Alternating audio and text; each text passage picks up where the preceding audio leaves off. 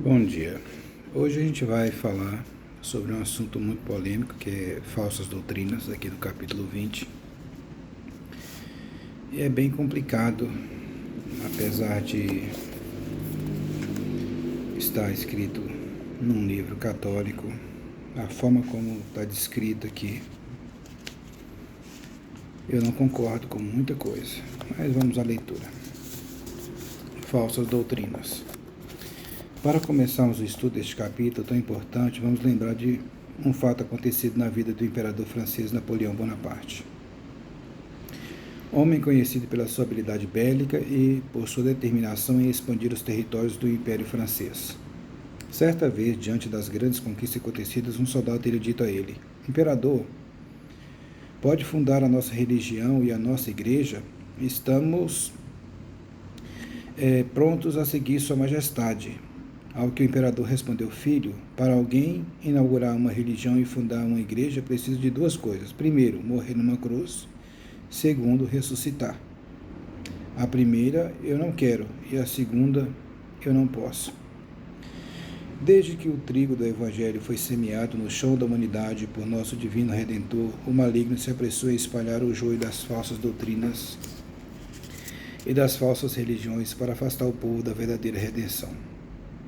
Só Jesus pode estabelecer uma religião e instituir uma igreja, pois só Ele é o único homem que também é Deus. Uma pessoa divina trazendo em si duas naturezas perfeitamente harmoniosas, a humana e a divina. Ele provou isso por seus inúmeros milagres. Só Jesus tem autoridade para nos guiar a Deus Pai, pois só Ele ressuscitou após morrer numa cruz. Essas são as provas máximas de sua divindade e do seu amor por nós. O Monsenhor Stephen Rossetti tratou também desse tópico de falsas doutrinas e de como o inimigo pode se esconder por trás de alguma coisa aparentemente boa, como receber notícia do avô falecido. Assim ele conta. Uma mulher nos procurou, em pânico inicialmente. Ela estava envolvida com reiki. Aqui é o primeiro erro.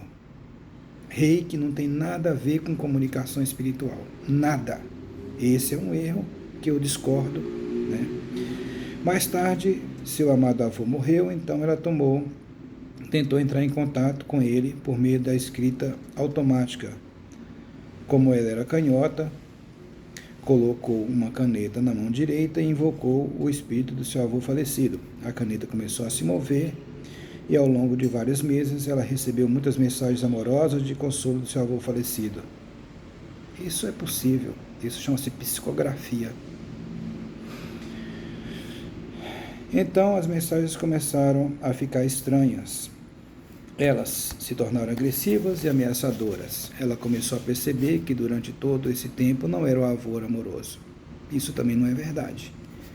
Poderia ser muito bem o avô dela e depois, ter sido, por falta de experiência, de apoio espiritual, ter sido conduzida para a escrita de pessoas que não deveriam, estar entrando em contato com ela, espíritos, que realmente são ruins. Fizemos com que ela parasse imediatamente com essa necromancia. Também não é necromancia. Necromancia é outra coisa que não tem nada a ver com espiritismo, com comunicação com mortos. Ninguém comunica com morto. Morto é morto. O corpo morto não comunica. O espírito sim. A alma, que é eterna, essa sim comunica com os seres vivos, que é possível através de pessoas que têm esse dom. Ela renunciou formalmente a essa prática e fizemos orações de libertação sobre ela. Felizmente, o espírito maligno se afastou e aparentemente não voltou. Realmente existem muitos espíritos ruins, milhões, talvez bilhões de espíritos ruins vagando por aí. Isso não é uma mentira para lugar nenhum.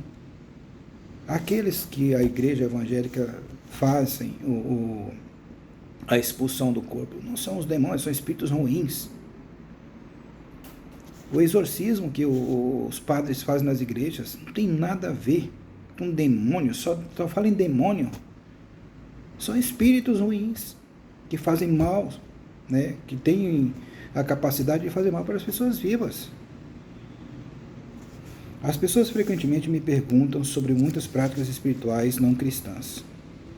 Gente do céu, cristão. Cristão é quem acredita em Cristo.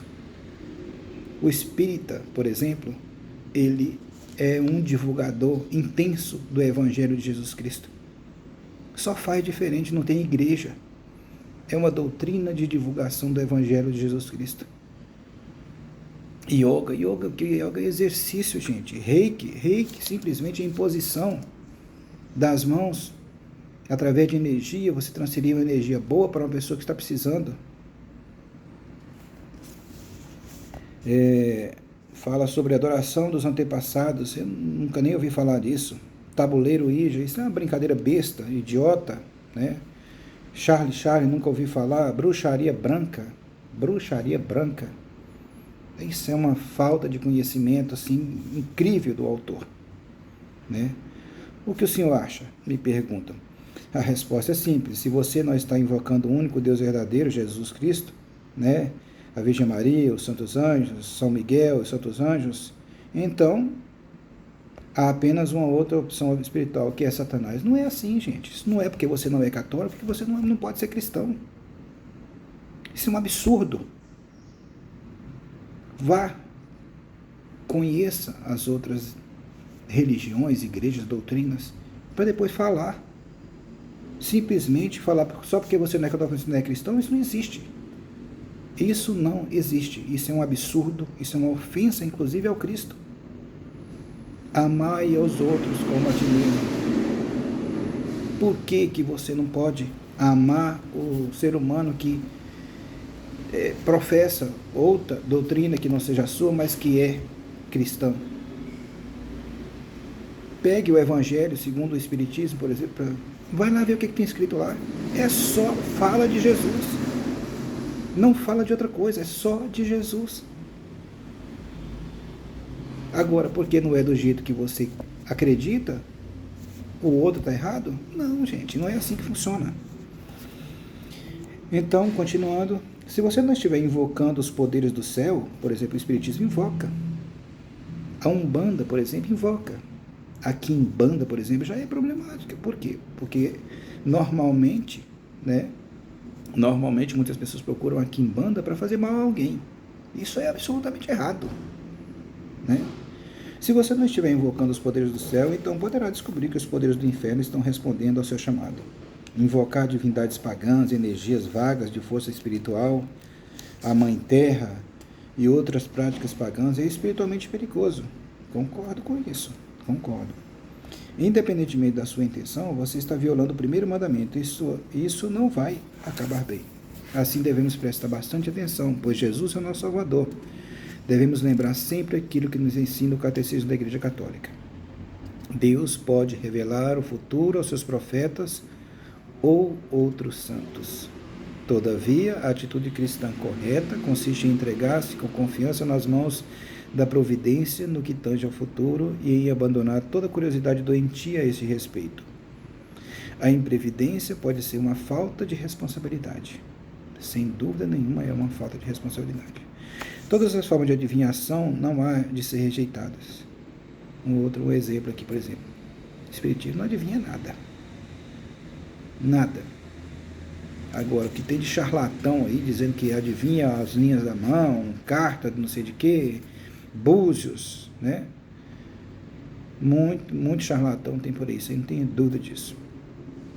O recurso de Satanás ou aos demônios é a invocação dos mortos ou outras práticas que erroneamente se supõe descobrir o futuro. A consulta ao horóscopo, a astrologia, a quiromancia, a interpretação de presságio da sorte, fenômeno de visão, o recurso a médios responde a uma vontade de poder sobre o tempo, sobre a história e, finalmente, sobre os homens. Pois é, está falando de novo dos médios. Os médios são pessoas boas, que buscam ajudar quem precisa. Aquele pastor que diz que é profeta, ele é simplesmente um médium, que consegue ver, através do seu espírito, da sua alma, os problemas que você tem. Aquele padre, como tem um aqui, por exemplo, aqui em Goiânia, que é extremamente ligado ao Deus, ao Cristo, e é capaz de trazer, né, um alento a quem está precisando, ajuda pessoas doentes. Eu, por exemplo, conheço pessoas que curaram de doenças terríveis com a ajuda desse padre. Esses são médiums, não adianta correr disso. Essas práticas contradizem a honra e o respeito que, unidos ao amor, ao amoroso temor, devemos exclusivamente a Deus. Isso é mentira. O Espiritismo, por exemplo, a mediunidade dos pastores, dos padres, né? Está tudo ligado ao que Deus, ao que nosso Jesus Cristo diz. Fora da caridade a gente não tem salvação. Ajudar o próximo é isso que Deus quer, que Jesus Cristo fez. Jesus Cristo foi um homem de ação que simplesmente procurou disseminar o amor. Tem que amar, é isso, e não ficar apontando o dedo para os outros. Todas as práticas de magia ou de feitiçaria com as quais as pessoas pretendem domesticar os poderes ocultos para colocá-los a seu serviço e obter um poder sobrenatural sobre o próximo, mesmo que seja para proporcionar a este a saúde, são gravemente contrárias à virtude da religião. E eu concordo nesse ponto aqui, em parte, né? Colocar os serviços ou sobrenatural ao seu serviço, dentro do espiritismo, dentro da Umbanda, séria. Não tem isso, gente. As pessoas estão ali a serviço da espiritualidade e Jesus Cristo é simplesmente a única entidade, a única divindade que é invocada. Deus, né, o Todo-Poderoso, o Pai do nosso Senhor Jesus Cristo, são as únicas entidades, energias, seres superiores que são invocados. Não tem essa de demônio, Satanás, não, gente. Tem um satanista? Tem, é óbvio que tem. Gente ruim nesse mundo é o que tem. Mas não quer dizer que todo mundo seja ruim. É preciso conhecer antes de criticar. O uso de amuletos também é repreensível. O espiritismo implica frequentemente prática de adivinhação, de magia. Mentira! O espiritismo não implica nisso. Não tem nada de adivinhação. Não tem nada de adivinhação. Os recursos assim chamados remédios tradicionais, não legítimos, nem invocação dos poderes maléficos, nem exploração de credulidade alheia. E agora você talvez esteja se perguntando, mas eu já frequentei diversos lugares onde Jesus não é adorado e reconhecido. Fiz prática de invocação de mortos. Gente do céu. O Espiritismo, tudo que se fala dentro do centro espírita, a palavra mais falada dentro do centro espírita é Jesus Cristo. O contrário de muitas igrejas por aí, que parece que só sabe lembrar de Satanás, só sabe lembrar do demônio. Só se fala em Lúcifer, Satanás, demônio, dentro das igrejas. Esse deveria ser o nome menos falado dentro das igrejas. E falam. E agora? Resposta é renunciar. Mais uma vez, coloco o ensinamento do Monsenhor Rossetti sobre o assunto. Depois de uma recente sessão de libertação online conosco, uma mulher compartilhou sua experiência. Pude participar da maioria das sessões e descobri que cada uma delas sucessivamente tenho sido cada vez mais capaz de alcançar a cura espiritual. Muitos anos tenho sido afligida por um espírito maligno que me leva a odiar a Deus e a amaldiçoar Jesus. Há muito tempo que procuro a libertação. Estou aprendendo a cada sessão como lidar melhor com os ataques do maligno do diabo. Aprendi, em particular, que devo fazer os 3 R's. Agora sou capaz de me relacionar com o Senhor Jesus de uma maneira amorosa, sem nenhum sentido da hostilidade, ressentimento ou raiva anterior. Esses 3 R's de expulsão dos demônios são rejeitar, renunciar e repreender. Em nossas sessões online, assim como nossos exorcismos solenes, face a face, pedimos às pessoas aflitas que identifica os espíritos malignos presentes e depois digam os 3 R's. Assim, por exemplo, se um indivíduo identifica que a presença de um espírito maligno de luxúria, a pessoa então diria: no santo nome de Jesus, eu rejeito, renuncio e repreendo o espírito da luxúria. Rejeitar é fazer um ato de vontade que diz com efeito: eu não quero esse espírito maligno. Renunciar é devolver quaisquer benefícios desejados e recebidos em relação demoníaca. Repreender é denunciar com veemência o espírito maligno. No trabalho de libertação, um passo importante no processo de libertação é cortar as relações entre o indivíduo e o espírito maligno. Embora uma simples rejeição fosse provavelmente suficiente, achamos esses 3 R's um pouco mais completos e decisivos. Após a pessoa aflita ter rejeitado formalmente o espírito maligno, o exorcista pode então invocar a autoridade da igreja e facilmente expulsá-la. Enquanto todo o processo de expulsão de demônios pode levar algum tempo, esse processo formal de rejeitar os espíritos malignos usando os 3 R's é um passo importante ao longo dos caminhos. Também achei esses 3 R's úteis para superar a tentação normal da vida, que muitas vezes são alimentadas por espíritos malignos.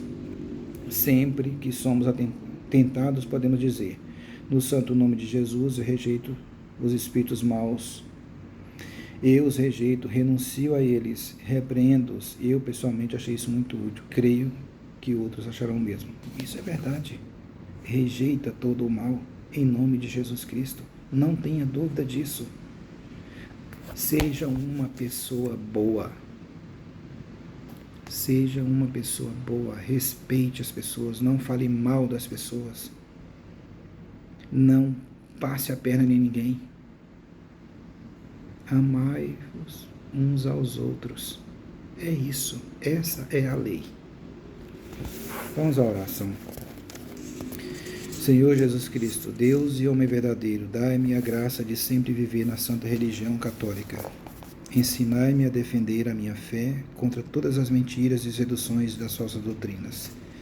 Que pela luz do Espírito Santo eu saiba rejeitar, renunciar e repreender toda mentira e todo mal que existe nas falsas doutrinas disseminadas pelo inimigo. Faça isso.